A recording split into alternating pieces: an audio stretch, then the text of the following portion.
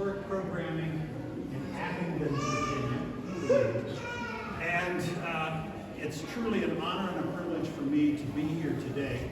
About 10 years ago, I walked into a small interpretive center in Abingdon and saw a painting. A guy that looked like this.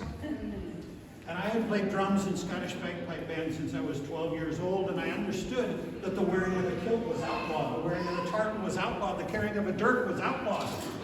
And I asked the question, how did he do it? How did he get away with this?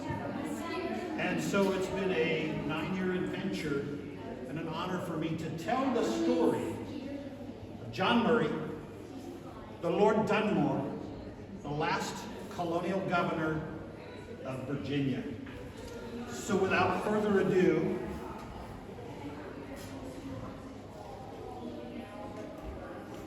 my friends, it's been a long time since I've been here. I was just a lad of about 15 years old when I had answered the call. My family, the Murrays, perhaps you've seen Murray Forth up here, named after my ancestors. We have stood for a free and independent Scotland from the time of Robert Bruce. In fact, it was my ancestor Andrew de Moray who stood outside Greyfriars Kirk as Robert the Bruce encountered Conan the Red and ran him through, taking the crown so we could have a true Scottish king to rule over us. And the Murray family has had power and influence ever since then. It was my grandfather, who as a landowner became the first Earl of Dunmore. This conflict here had not quite, well, it was underway a wee bit, but it hadn't escalated to this point just yet. You see, on this battlefield here, there were 3 brothers. George, my Uncle George, his painting is around the corner there if you got to see him. He looks quite real there. He was Bonnie Prince Charlie's Adjutant General, who had left during the 15 and joined the expedition here as Charlie's right-hand man. My other uncle was on the other side, my Uncle John, my namesake. And Uncle John stood as a general of the Royal Scots Guards under the Hanoverian army. Truly a family divided. We had both sides of us there. And William, my father, and I joined the expedition, first of all in Edinburgh. What a grand sight it was to attend the coronation of our bonny Prince Charlie, to actually again have the hopes of having a Scottish king returned to the throne. I was privileged to be one of the squires to accompany him and my father William, and I escorted the Athelband up to Blair Castle, home of the Clan Murray. And we continued all the way up here, looking for a victory, standing and hoping that once again we could institute a Scottish king on the throne. How was not to be? How was not to be? My father and I were on the losing side, while bonny Prince Charlie made his way, dressed up as a lass.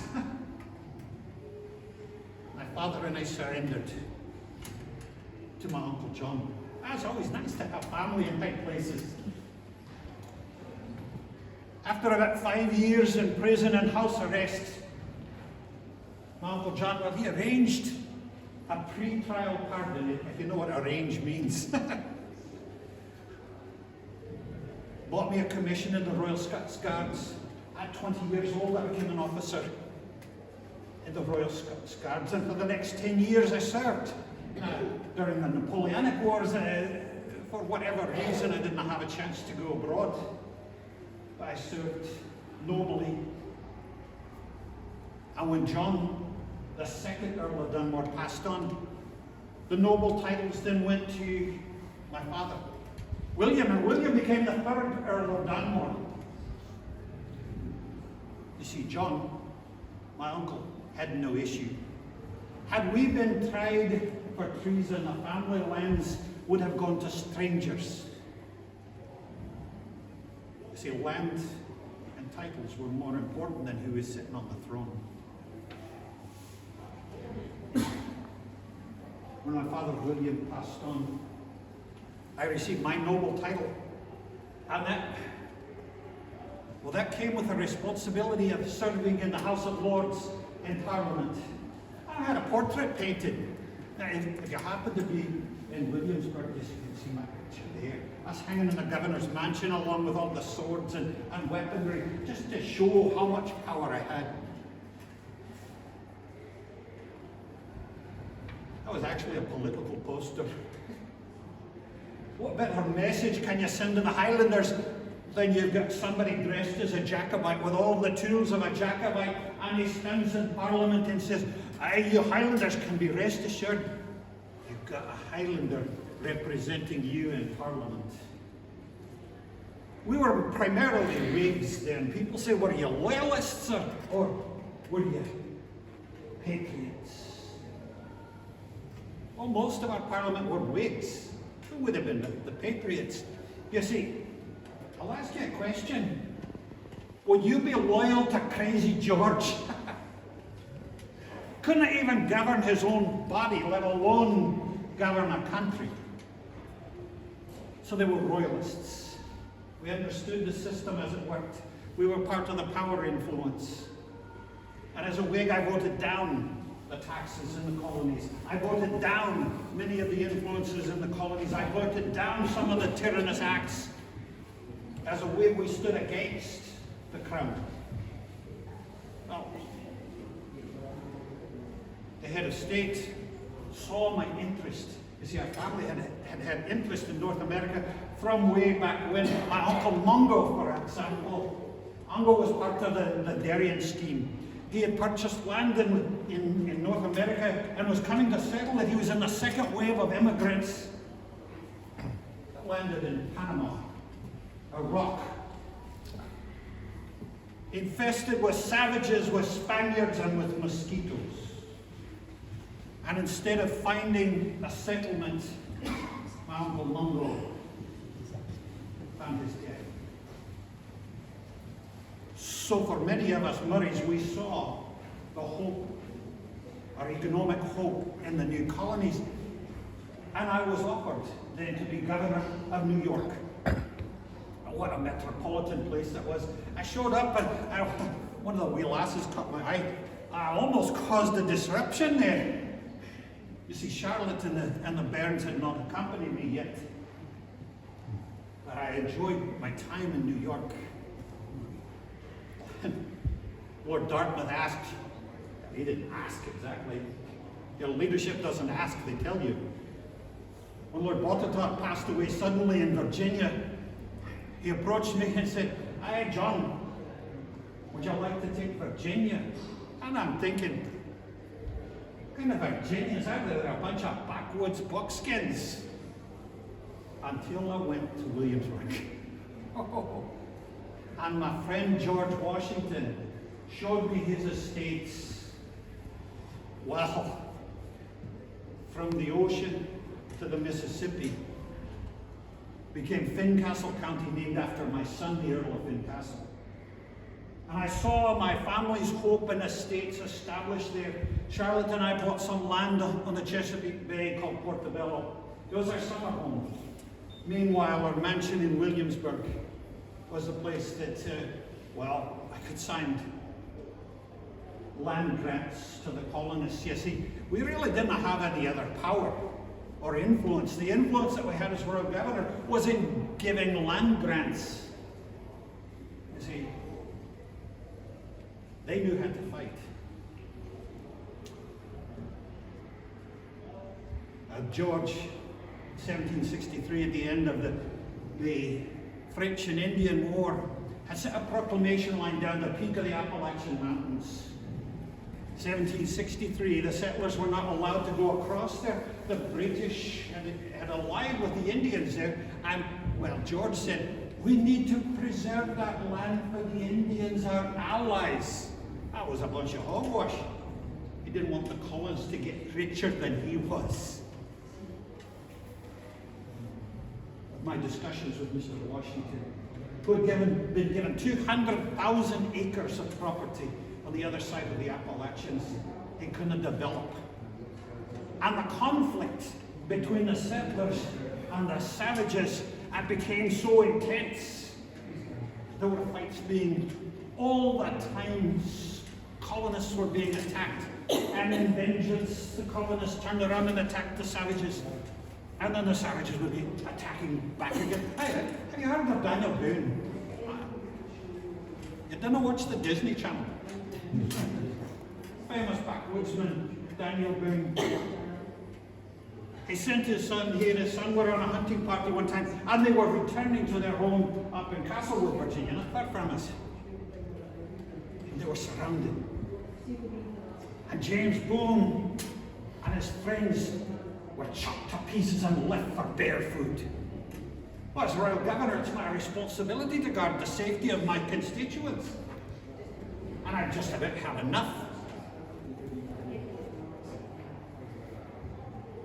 So I approached the House of Burgesses. Well, what an unappreciated group of people they were. They had just heard of the colonists in New England who had scheduled a day of fasting and prayer against the laws of the Crown. From 1640 on, a day of fasting and prayer was to declare independence against the Crown.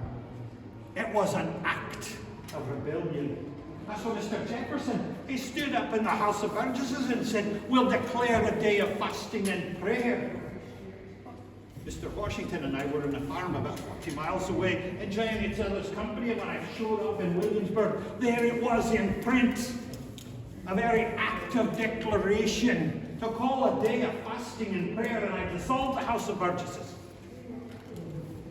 And the next day, met with the Privy Council. We unanimously approved to send 500 pounds of gunpowder to raise a militia to defend the settlers against the savages. And we began a march. Mr. Boone was there. I, Mr. Campbell, Mr. Sevier, even Angus MacDonald, who had fought on this battlefield with me 30 years earlier.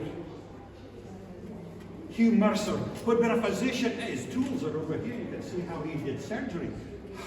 Thank goodness I felt one. So many of those who had fought over here were joining me in a march against the savages. All along the way, I had to stop in this little town at Fort Pitt. That area had been lost during the French and Indian War, and those Pennsylvanians, they refused to build a fort to defend themselves. And I said, we'll not listen to you, Governor Dunmore. You're not our governor. So I had to wait until a contingent from Pennsylvania came so that I could convince them to build their own fort to protect themselves. And those Pennsylvanians, they're an odd lot.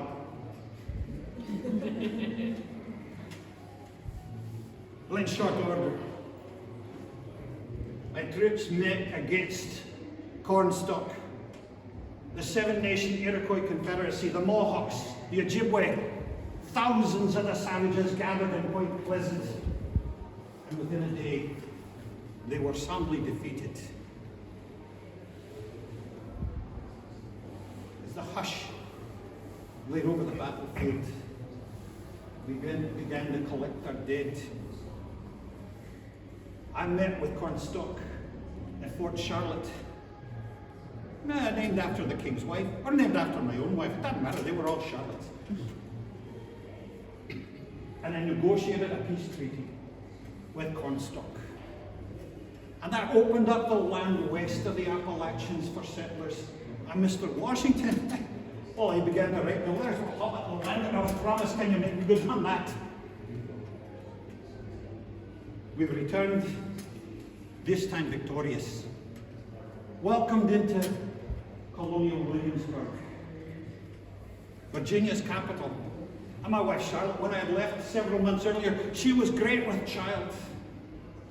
And in the meantime, our youngest child was born, our daughter was born. And so on my arrival, we celebrated not only the victory, but the christening of our new daughter. And we named her Virginia, after the land that we had hoped would be our estates.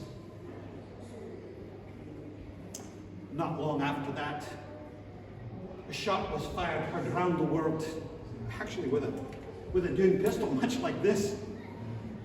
A Scotsman named Pitcairn took a firing shot at Lexington and Concord, and that began the hostilities. I was commanded by Lord Dartmouth to confiscate the gunpowder, to resist. Well, I was told, tell the settlers it's a slave uprising. The settlers, however, couldn't defend themselves. They didn't believe my story for some reason. Can you believe a politician would tell a story like that? Mr. Patrick Henry, perhaps you've heard of him. Failed barkeep, failed shop owner, studied law for about 6 weeks, won one case, the Parsons case, shows up as an elected official, stands before the House of Burgesses, and he makes his famous claim, "I know not what course others may make, but as for me, give me liberty or give me death." A loudmouth lawyer. Well, he raised, believe it or not, a Hanoverian militia from Hanover County, and they marched all the way to Williamsburg onto my back door, and I had no royal guards. Charlotte and the children had to leave to escape to Portobello.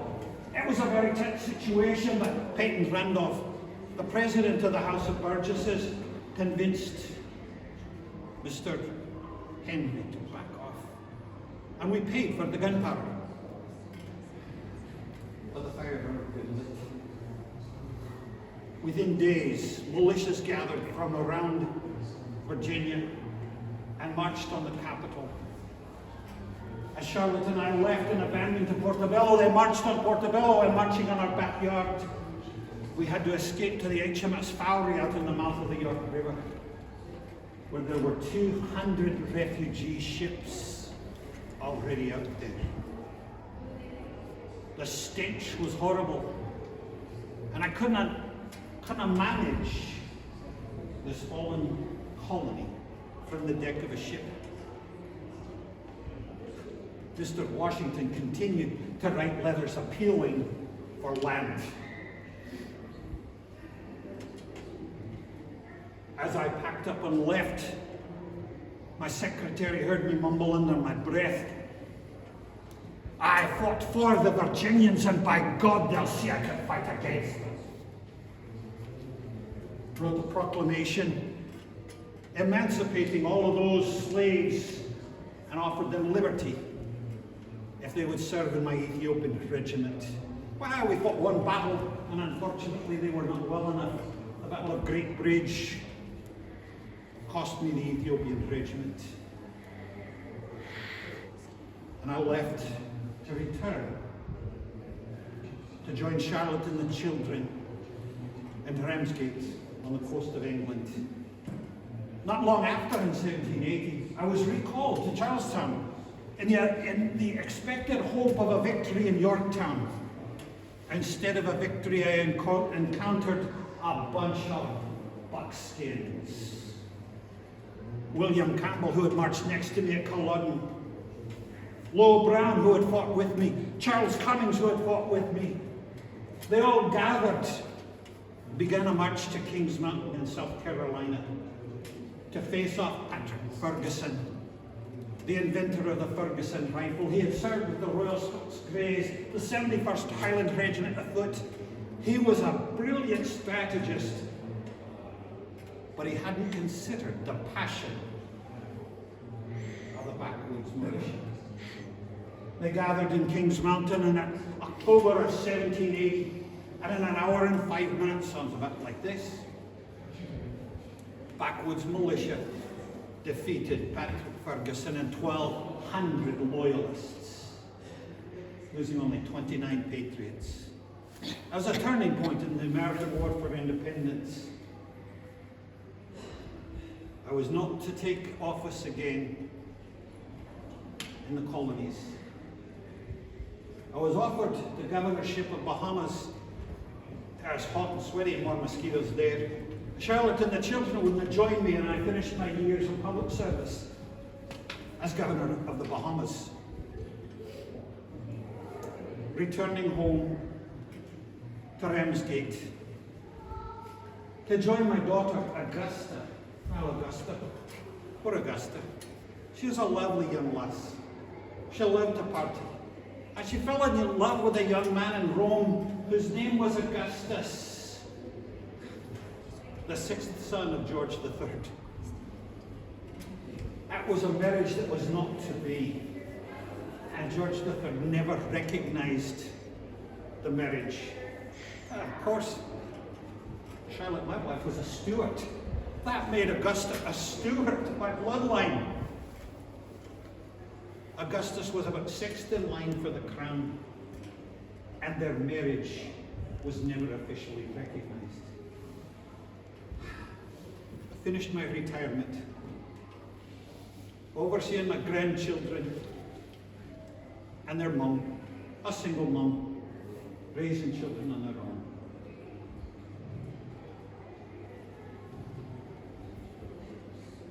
When I first stepped into the museum in Abingdon, began an adventure. I was not interested in history growing up, and I realized, why is it important to study history? Well, today is built on a foundation and framework of thousands of yesterdays. And without an appreciation of the thousands of yesterdays, without a knowledge, without an understanding or an appreciation of it, today is meaningless. And tomorrow is unimaginable. That's why we tell these stories. That's why we keep the stories alive. To give context to today and hope for tomorrow. So, on behalf of Governor Dunmore, I wish to thank you all for attending today to gain a wee bit of your own history as Virginians and to appreciate the moving forward that we can all enjoy. Thank you.